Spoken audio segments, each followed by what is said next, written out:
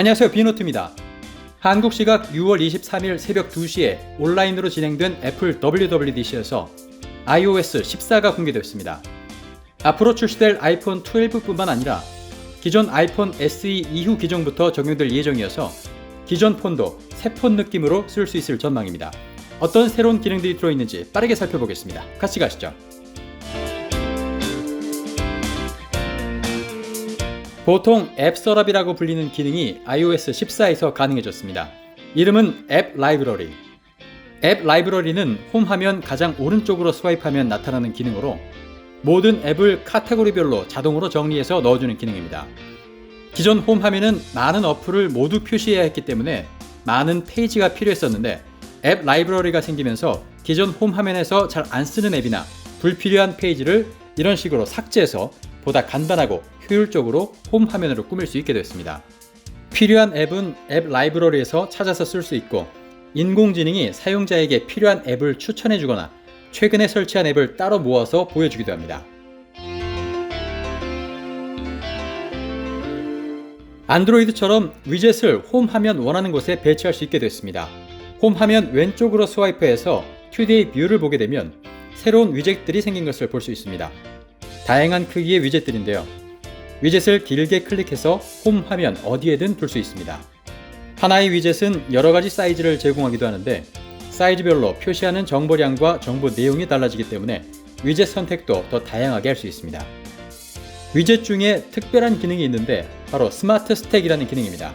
스마트 스택은 하나의 위젯이 고정되어 있는 게 아니라 위젯을 스와이프해서 다양한 위젯으로 전환할 수 있고 자동적으로 사용자에게 필요한 내용으로 위젯을 바꿔주기도 합니다. 예를 들면 아침에는 뉴스 브리핑을 위한 뉴스 위젯으로 바뀌어 있고 일과 중에는 일정에 대한 위젯을 보여주며 저녁에는 오늘의 활동량에 대한 위젯으로 바꿔주는 식이죠.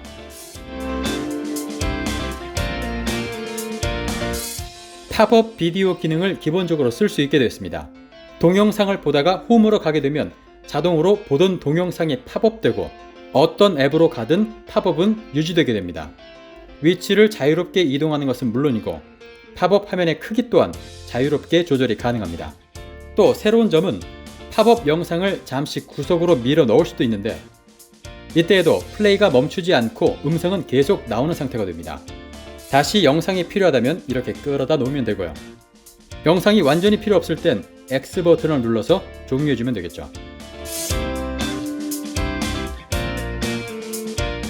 기존의 시리는 호출을 하면 화면이 전환되면서 시리 전체를 화면으로 보여줬었는데 iOS 14부터는 작은 시리 화면만 띄우는 식으로 바뀌면서 기존 작업을 방해하지 않게 됩니다.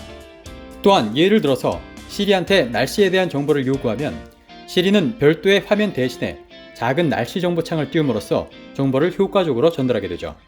더 똑똑해진 점도 있는데요. 오디오 메시지를 부탁하면 시리는 녹음을 자동으로 시작하게 됩니다. 또한 애플 키보드는 시리의 음성인식을 이용해서 자동으로 받아쓰기 하는 기능도 탑재됐다는 소식입니다.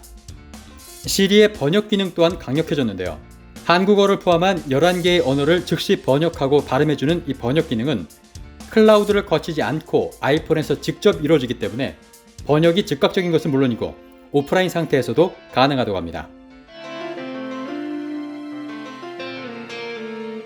많은 문자 메시지 중에서 가장 중요한 메시지를 상단에 고정할 수 있습니다. 이 메시지를 왼쪽으로 스와이프해서 핀 고정을 시키면 메시지 최상단에 고정할 수 있습니다. 더 다양한 미모지를 사용할 수 있는 것도 물론이고요. 그룹 메시지 또한 기능이 추가됐습니다.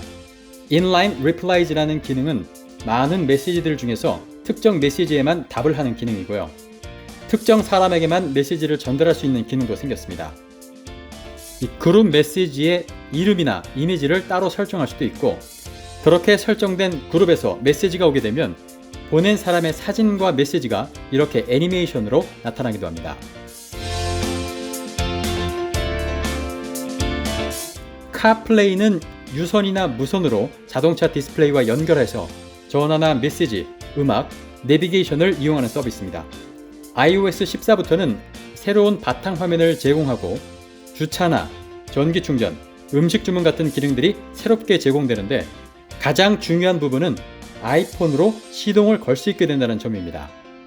NFC를 이용해서 자동차 문을 열 수 있고 아이폰을 무선 충전 패드에 올려놓으면 시동을 걸 수 있게 됐습니다. 또한 아이폰에 있는 본인의 자동차 키를 아이메시지를 통해서 공유할 수 있는 기능도 생기게 됐네요.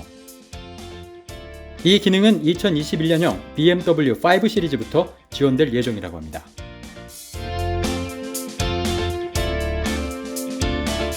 앱 클립은 앱을 설치하지 않고도 간단한 작업을 일회성으로 할 수 있도록 하는 것인데요. 예를 들어서 킥보드를 빌릴 때 킥보드 회사의 앱을 설치할 필요 없이 아이폰을 킥보드의 NFC 부분에 가져다 대면 애플페이를 통해 결제를 할 수 있게 되고 바로 이용이 가능해진다는 것이죠. 웹페이지나 메시지 앱, 지도 앱에서도 바로 이 기능을 사용할 수 있고요. 이렇게 간단하게 이용할 수 있기 때문에 사용자들은 앱을 깔지 않아도 돼서 좋고 소규모 업체에서는 앱을 따로 만들지 않아도 되는 장점이 있습니다. iOS 14가 지원되는 기종은 아이폰 SE 이후의 기종으로 다음 기종들이 포함됩니다. 일반 사용자를 위한 iOS 14 베타 버전은 7월이나 8월부터 공개될 확률이 높고요. 또한 정식 iOS 14의 공개는 아이폰 12의 발표 직후 이루어질 것으로 보입니다. 네, 그럼 저는 다음에 더 많은 정보를 가지고 찾아오겠습니다. 거산 비노트였습니다.